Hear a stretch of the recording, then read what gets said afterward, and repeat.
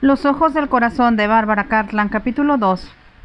Erlina detuvo a Novi al pie de la larga escalinata que conducía a la puerta del frente. Para su sorpresa, vio que la puerta estaba abierta. «Te diré lo que vamos a hacer», le indicó a Jerry. «Lleva a Novi a la caballeriza. Dawes y su esposa pueden entrar por la casa por la puerta de la cocina. Supongo que también estará abierta». Jerry asintió con la cabeza mientras ella continuaba diciendo: «Yo entraré a buscar al señor Cranley. Después iré a ayudarte a desenganchar a Novi». «Muy bien», repuso Jerry. A él le encantaba conducir al viejo pony. Tan pronto como Erlina bajó de la carreta, él la dirigió con lentitud hacia la caballeriza. Erlina subió corriendo, pensando que este era el momento crucial. Si no podía convencer al señor Cranley de que los hospedara en la casa, ¿a dónde irían? Entró en el vestíbulo y observó que en la escalera estaba cubierta con una gruesa capa de polvo. También lo estaba la repisa de la chimenea, sobre la cual se encontraba un buen número de finos ornamentos de porcelana. Se preguntó dónde podría estar el señor Cranley. En otros tiempos habría estado en una oficina en la que pagaría los salarios y las cuentas, con las paredes cubiertas de mapas de la finca. Ahora, por supuesto, no tenía objeto que se encontrara allí. Entró en el vestíbulo y miró hacia la habitación que tenía a la derecha. Las persianas se mantenían cerradas y el lugar se hallaba sumido en la oscuridad. Cruzó el vestíbulo en dirección opuesta. Pudo ver al cruzar el umbral de esta habitación que en una de las ventanas la persiana permanecía abierta, así como la ventana con gruesos cristales de tipo georgiano. El resto de la habitación estaba en la penumbra, y ella preguntó en voz alta: «¿Está usted ahí, señor Cranley?» No obtuvo respuesta, y cuando estaba a punto de darse la vuelta para ir a buscar en otra parte, una voz de hombre repuso: «Fue al pueblo». Erlina se estremeció y se preguntó quién podría ser. «¡Qué molestia!», exclamó. «Debí haberme cruzado con él. Pero no. Supongo que él se fue por el parque y yo vine por el camino». No recibió respuesta. Supuso que el hombre debía estar en el extremo opuesto de la habitación y continuó como si hablara consigo misma. «De cualquier modo, si él va a la vicaría, el reverendo le dirá dónde estoy y la tragedia espantosa que me sucedió». Aún mientras hablaba, el horror del incendio prevaleció y pareció invadirla de nuevo. Entonces la voz del hombre, que la había estado escuchando, preguntó: «¿Qué le sucedió como para haberla alterado tanto?». «Cualquiera se alteraría si su hogar se incendiara hasta los cimientos y se convirtiera en un montón de cenizas». «Eso debe haber sido una impresión terrible», reconoció el hombre. «Fue espantosa y terrible, y ahora necesito hablar con el señor Cranley». «¿Por qué?». Tal vez porque Erlina no podía ver a su interlocutor, pasó por alto que éste se estaba mostrando demasiado curioso. Le contestó como si fuera alguien a quien ella conociera y que comprendiera su predicamento. «Mi hermano y yo, al igual que los viejos sirvientes que viven con nosotros, simplemente no tenemos ningún otro lugar a donde ir». «Seguramente debe haber alguna casa en el pueblo donde puedan alojarse», sugirió el hombre. «¿En el pueblo?», repitió Erlina. «Usted debe ser un forastero. ¿El señor Cranley no le ha dicho que el pueblo está casi desierto?». Se detuvo un momento antes de continuar. «Se ha extinguido porque el perverso, cruel, diabólico marqués lo abandonó, al igual que a toda la gente que vivía en él». Erlina habló en tono violento. Sus sentimientos respecto a su tragedia parecían ser todavía más intensos que cuando había despertado esa mañana. Era como si el anonadamiento que la dominó mientras contemplaba cómo el fuego consumía cuanto tenía se hubiera evaporado ya. Por lo tanto, estaba sintiendo la cruel realidad de lo sucedido con más intensidad que antes. «No comprendo lo que está usted diciendo», contestó el desconocido. «Es muy simple. El marqués, que como supongo usted sabe, es el dueño de esta casa, despidió a toda la gente que trabajaba en la finca». Continuó con más lentitud. «Tuvieron que irse para buscar trabajo en otra parte. Los ancianos no recibieron su pensión y murieron por falta de alimento y por el frío y la lluvia. Destruyeron sus casitas porque nunca fueron reparadas». «No puedo creer que lo que estoy oyendo sea verdad», exclamó el desconocido. «Por desgracia es la verdad», afirmó Erlina. «Mi padre hizo todo cuanto pudo. Sin embargo, los hombres que trabajaban para nosotros se fueron también». «¿Por qué se fueron?». «Porque ya no había tiendas en el pueblo donde pudieran abastecerse, y hasta la posada cerró, así que no había ningún lugar donde pudieran ir a tomar sidra o cerveza. Y cuando tampoco quedó nadie que pudiera trabajar nuestra tierra, nosotros también encontramos difícil sobrevivir». «Erlina, lanzó un profundo suspiro. Su padre, si tenía una finca, debe haber tenido dinero, señaló el desconocido. De nuevo Erlina, hundida en sus pensamientos, no se hacía cargo de que estaba hablando con una persona desconocida. La voz era anónima y ella no podía ver a quién la emitía. Por lo tanto, era como si estuviera contestando las preguntas que surgían en su propia mente. Tuvimos dinero durante la guerra, explicó, cuando, desde luego, nuestras cosechas obtenían buenos precios en el mercado. Titubeó un momento y después prosiguió. Pero supongo que usted sabe que cuando la paz fue restaurada, los granjeros tuvieron que competir con los alimentos de bajo costo que llegaban al país del continente. Muchos de los bancos cerraron sus puertas. El nuestro fue uno de ellos. Lanzó un breve sollozo antes de continuar. Por ese entonces mi padre murió. Él había sido muy generoso con lo poco que tenía, pero no quedó lo suficiente para evitar que Jerry y yo quedásemos en la miseria. Atropelló las últimas palabras después de una pausa y dijo: «Eso es lo que le está sucediendo también al vicario. Ese despiadado marqués no le ha pagado su estipendio y sus hijos están delgados y hambrientos. Él y su familia están apenas sobreviviendo con lo que el obispo le da como caridad». Cuando pronunció las últimas palabras, se dio cuenta de que las lágrimas corrían por sus mejillas. Caminó hacia la ventana para que no las viera el hombre, quienquiera que fuera, con el que estaba hablando. Ella no había llorado la noche anterior cuando Dawes provocó el incendio que consumiera la casa. Ahora no pudo controlar el llanto, aunque hizo lo posible por retenerlo.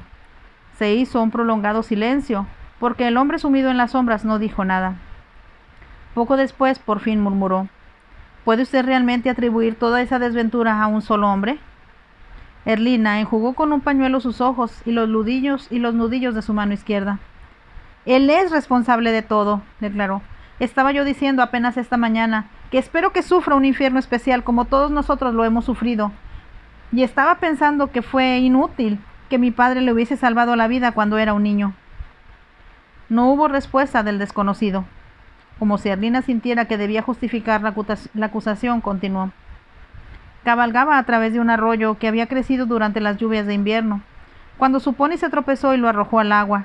Fue arrastrado por la corriente y se hubiera ahogado si mi padre no se hubiese lanzado desde su caballo al agua para salvarlo».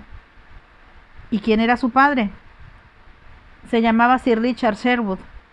Si él hubiera dejado que el perverso marqués se hubiera ahogado, muchos de los habitantes del pueblo estarían todavía vivos». De nuevo se hizo el silencio antes que el hombre hundido en la sombra señalara: «Si mal no recuerdo, la finca de los Sherwood colinda con esta. Con frecuencia me he preguntado quién era el hombre que me salvó». Por un momento Erlina no comprendió lo que el desconocido había dicho. Entonces se puso rígida y se volvió con mucha lentitud. «¿Me está usted diciendo que...?» empezó a preguntar. Mientras la joven hablaba, se escucharon pisadas afuera y Jerry se acercó gritando: «Erlina, Erlina, ¿en dónde estás?».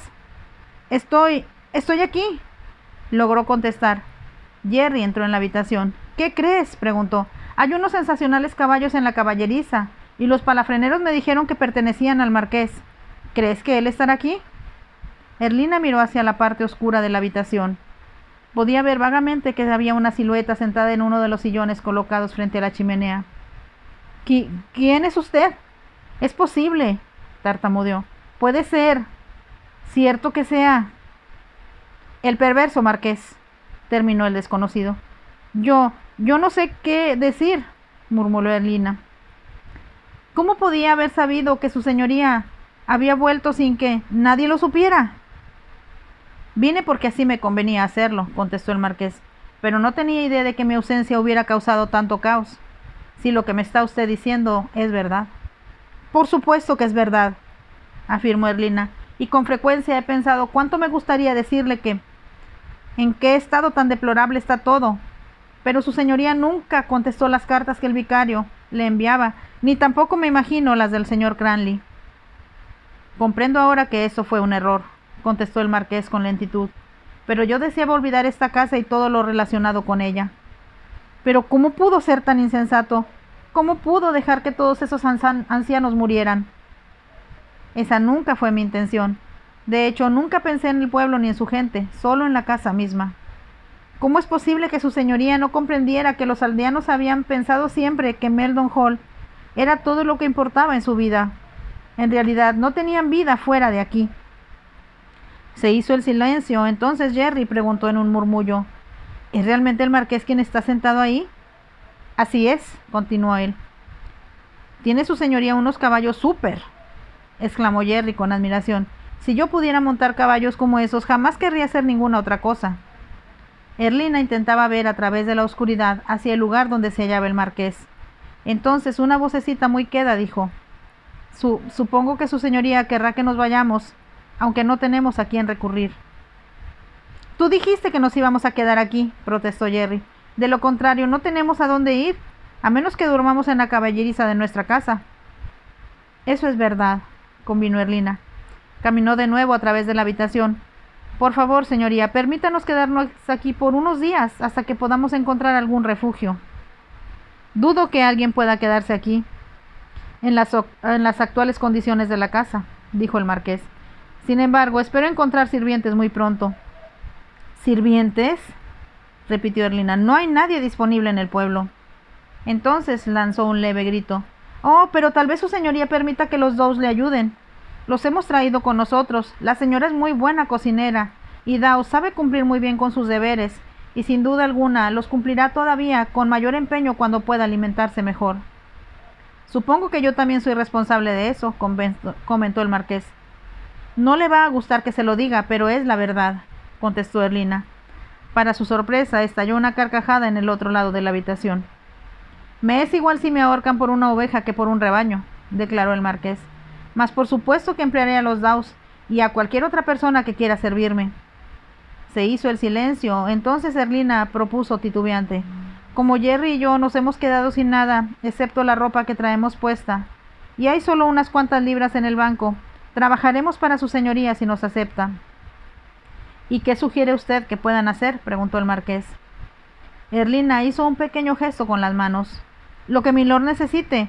Yo puedo ser su ama de llaves mientras encuentra a su señoría a alguien más experimentado, aunque será difícil en esta parte del mundo. O bien podría limpiar la casa como he estado limpiando la nuestra desde que papá murió. Muy bien, señorita Sherwood, aceptó el marqués. Usted puede manejar la casa y ayudar a Cranley para que contrate los sirvientes. ¿No está pensando en traer algunos de Londres? No. El monosílabo fue agudo. Erlina comprendió que la sugerencia fue inoportuna. Jerry, quien había estado escuchando la conversación, terció. Yo no sé qué puede hacer, al menos que podría ayudar a cuidar los caballos. ¿Cuántos años tienes?, preguntó el marqués. 11 y 3 meses, contestó Jerry, pero soy muy fuerte. Entonces ciertamente pienso que podrías ayudar con los caballos y procurar que hagan ejercicio, señaló el marqués. ¿Quiere su señoría decir que podré montarlos? Siempre y cuando sepas montar bien. Jerry lanzó una exclamación de júbilo. Sé montar muy bien, dile, Erlina, dile que soy muy hábil sobre un caballo. Siempre he pensado que montas muy bien, convino Erlina, aunque nosotros nunca hemos tenido caballos finos. Tendré mucho cuidado con los caballos de su señoría, prometió Jerry, y muchas gracias por decir que puedo montarlos. Se volvió hacia la puerta. Iré a verlos otra vez, dijo. Los palafreneros se quejan de que la caballeriza está muy sucia y de que faltan tejas en el techo. Salió de la habitación y el marqués habló con voz jocosa. Supongo que eso es mi culpa también.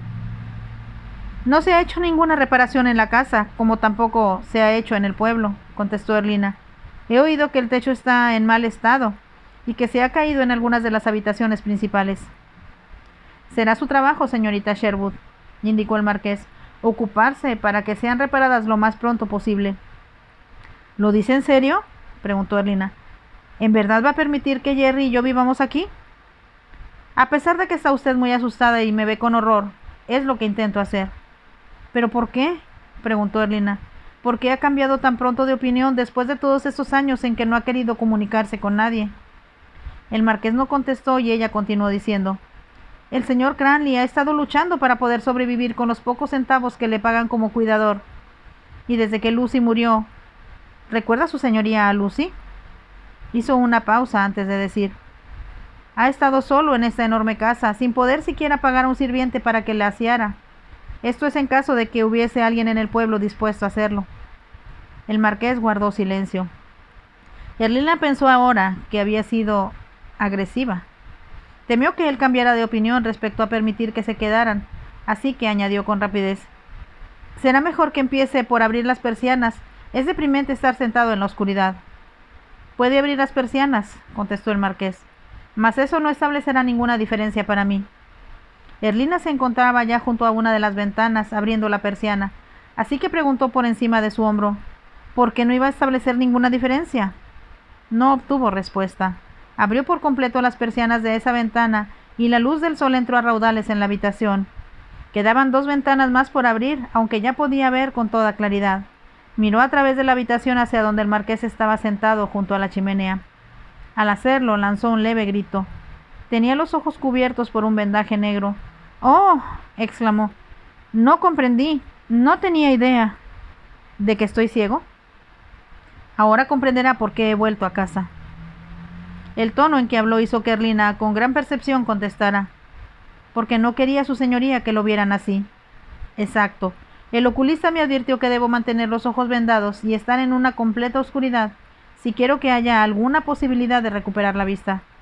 Lo siento mucho. Debe ser terrible para su señoría». «Es el infierno que usted me ha estado deseando». Erlina guardó silencio por un momento. Enseguida preguntó: «¿Cómo sucedió? ¿Sufrió un accidente?». «La rama de un árbol me golpeó los ojos mientras participaba en una carrera de obstáculos de noche». «¿No es eso muy peligroso?». «Lo es», reconoció él, «sobre todo porque los jinetes llevábamos el brazo izquierdo atado a un lado y estábamos ebrios». «He oído hablar de esas carreras que realizan los petimetres de la alta sociedad de Londres», comentó Erlina. «Siempre he pensado que es un deporte absurdo y muy peligroso». «Era un desafío», contestó el marqués en tono defensivo. «Pudo haberse matado», murmuró Erlina. «Uno de los competidores se mató realmente y otro resultó gravemente lesionado». «¿Cómo pudo su señoría hacer algo tan insensato? ¿Cómo pudo arriesgar lo que es, después de todo, la posesión más valiosa que tiene un ser humano?». «No lo pensé en esos momentos, pero desde luego, señorita Sherwood, tiene usted mucha razón». Lo dijo en un tono sarcástico. Debido a que Erlina se sintió conturbada, se dio la vuelta para acercarse a la siguiente ventana y abrir las persianas. «No creo necesario que deba tomarse toda esa molestia», señaló el marqués. «Todo lo que puedo ver es oscuridad, oscuridad, oscuridad, y está en lo justo, señorita Sherwood. Es un infierno insoportable». Erlina suspiró. Ahora que podía observarlo con claridad, comprendió que era un hombre en extremo apuesto. Llevaba el cabello peinado hacia atrás desde una frente cuadrada. A pesar del vendaje negro, se dio cuenta de que tenía facciones agradables y una barbilla bastante agresiva. Estaba vestido a la última moda con una corbata blanca anudada en un estilo muy complicado. Llevaba una chaqueta de paño sobre un chaleco color champaña que hacía juego con sus pantalones ajustados. Sus botas brillaban como si hubieran sido limpiadas con champaña, una absurda costumbre que Erlina no lograba aceptar. Se quedó de pie por un momento mirándolo. Entonces expresó en voz baja: «Si su señoría quiere reponerse bien, necesita creer que eso es solo una aflicción temporal». «¿Me está usted sermoneando?». «Estoy tratando de hacerle comprender que la buena salud no solo tiene que ver con su cuerpo físico, sino también con su mente, y aunque tal vez no le guste la palabra, con el alma». «Creí que usted estaba segura de que yo no tenía alma». «Considere un desafío mostrar que estoy equivocada», sugirió Erlina con rapidez, y vio la sonrisa en los labios del marqués.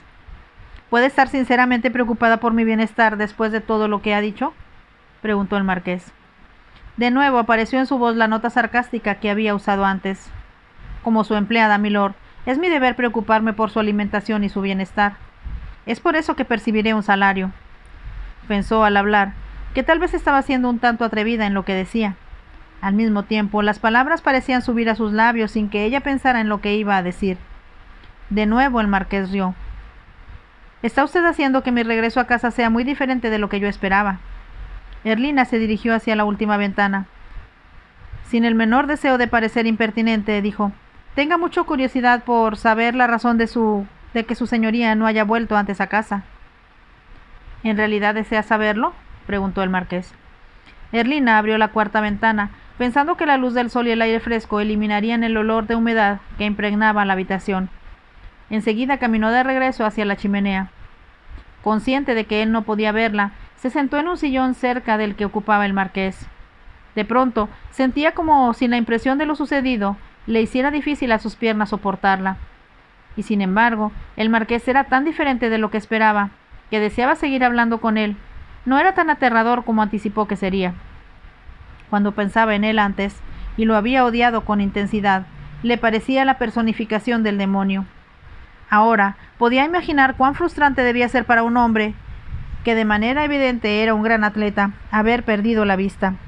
La venda negra parecía estar adherida con fuerza alrededor de su cabeza, pero estaba segura de que el oculista debía haber insistido en que la usara así. Si llegara a estar un poco suelta, podría dejar entrar luz por los lados. ¿En verdad quieres saber por qué hice todas esas cosas por las cuales me ha condenado?, preguntó el marqués. Se debió a que fui terriblemente desdichado aquí cuando tenía la edad de su hermano. ¿Desdichado?, exclamó Mina. Era algo que nunca se había imaginado. Mi madre nunca pareció tenerme ningún cariño, continuó el marqués, y mi padre era un tirano. Él pensaba que los niños debían ser tratados como reclutas, darles órdenes a gritos y golpearlos hasta hacerlos obedecer, sin chistar, anulándoles su propia vida. ¿Y eso le sucedió a su señoría? Solía dormirme llorando cuanta noche pasaba yo aquí. Las únicas ocasiones en que podía escapar de lo que parecía ser la implacable persecución de mi padre era cuando estaba en la escuela. Calló un momento antes de continuar. Yo esperaba con temor las vacaciones. Sentía que se me hundía el corazón cuando llegaba al sendero de entrada. Una vez en el vestíbulo, me sentía enfermo de miedo, imaginando lo que sucedería cuando mi padre me viera. Yo sabía que mi padre nunca simpatizó con el suyo, manifestó Erlina. Y la madre de su señoría jamás nos consideró lo bastante importantes como para tomarnos en cuenta. Mas por supuesto, yo no tenía idea de que algo así estaba sucediendo. Nuestra casa siempre fue un hogar muy feliz. La mía era como una prisión o una cámara de tormento. Eso me quedó muy grabado en la mente, así que cuando tuve edad suficiente juré vengarme del lugar donde había sido tan desdichado. Erlina suspiró. Ahora comprendo por qué actuó así su señoría.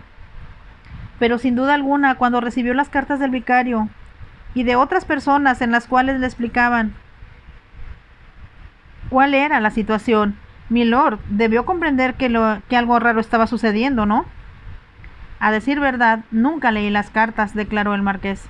Eran abiertas por mi secretario, pero cuando él mencionaba las palabras Meldon Hall, yo le decía que las arrojara al cesto de los papeles. Si solo hubiéramos sabido lo que su señoría estaba sintiendo, dijo Erlina en voz baja. ¿Eso habría remediado algo?, preguntó el marqués.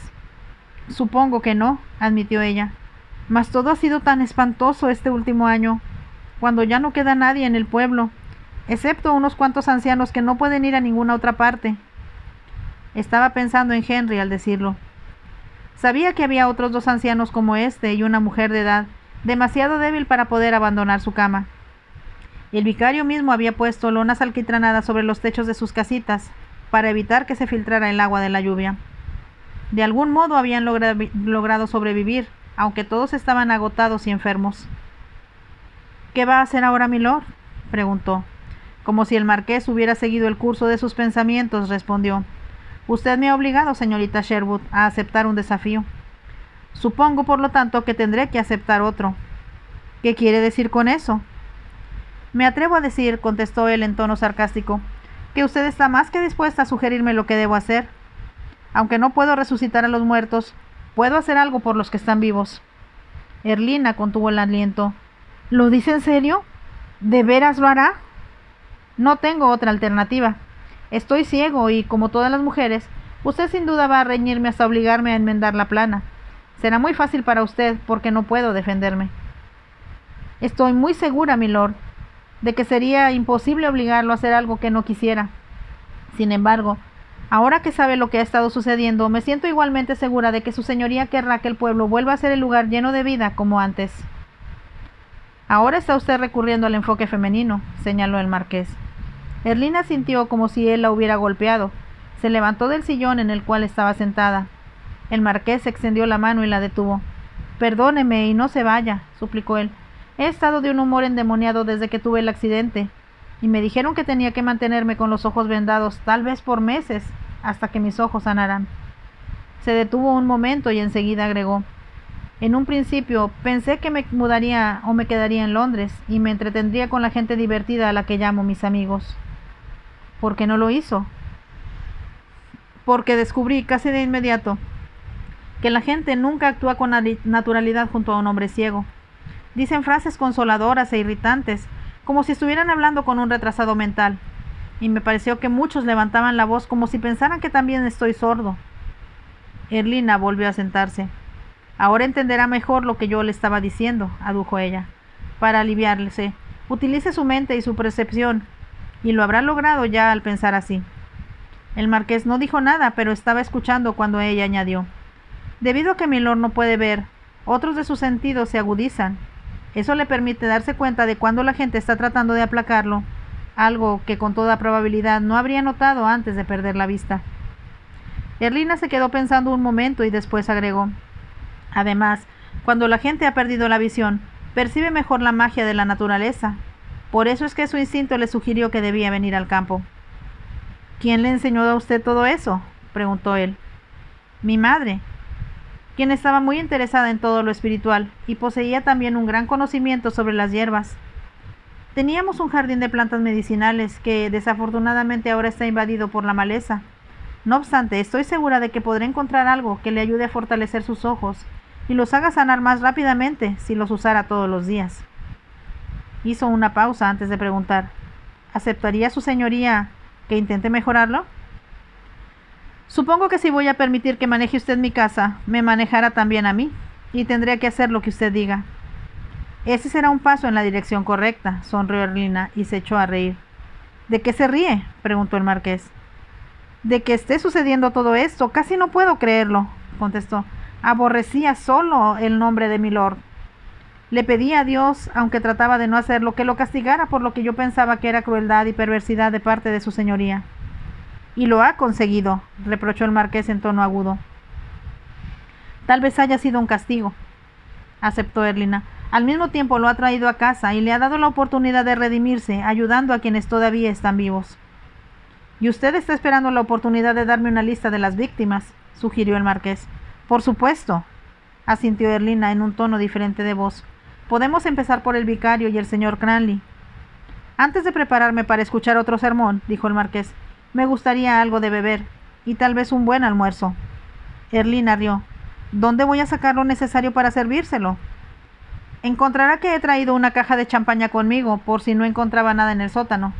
Pero no pensé en comida. Iré a ver si podemos obtener que la señora Dawes pueda cocinar para usted. Y ya que trajo a sus palafreneros, sería conveniente que pudiéramos enviar a uno de ellos al pueblo más cercano a comprar provisiones. El marqués hizo un gesto con las manos. Eso entra dentro de sus responsabilidades, señorita Sherwood. El corazón de Erlina dio un pequeño vuelco y, emocionada, preguntó: ¿Su señoría me dice que puedo ordenar todo lo que quiera? Por supuesto, y permítame decirle que soy muy exigente respecto a lo que como, y solo espero lo mejor.